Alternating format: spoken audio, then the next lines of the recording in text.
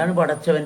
എന്നെ സൃഷ്ടിച്ചുകൊണ്ടിരിക്കുന്നവൻ എന്നിലല്ലേ? അതെ. എന്നെ പടച്ചവൻ എന്നെ പടച്ചിട്ട് വിട്ടിട്ട് പോയാ? ഇല്ല, പടച്ചുകൊണ്ടിരിക്കുകയാണ്. അതിന്റെ തുടർച്ചയിലായിരിക്കുന്നത്. അപ്പൊ ഈശ്വരനാണ് എന്റെ ഗുരു. അപ്പൊ ഈ മുന്നേ പടച്ച അവസ്ഥ അല്ലെങ്കിൽ ആ പടച്ചുകൊണ്ടിരിക്കുന്ന അവസ്ഥ അറിയാത്തത് കൊണ്ടാണ് ഈ തെറ്റ് സംഭവിച്ചത്. അത് പടച്ചവനോട് ബന്ധമില്ല, ചത്തവരാ. ഓക്കെ. അപ്പൊ ഇനി അവർക്ക് ആ തിരിച്ചു വരണോ? അല്ലെങ്കിൽ ആ ഒരുപാട് റിഗ്രറ്റ് ബോഡിയിൽ കിടക്കുകയാണല്ല. അപ്പൊ അതിൽ നിന്ന് മാറിയിട്ട് ഈ പടച്ചവന്റെ അവസ്ഥയുമായിട്ട് ചേരണം എന്നുള്ള ആഗ്രഹമുണ്ട്. പക്ഷെ എന്നാ സാധിക്കണില്ല. അഹങ്കാരം മാറുന്നില്ല.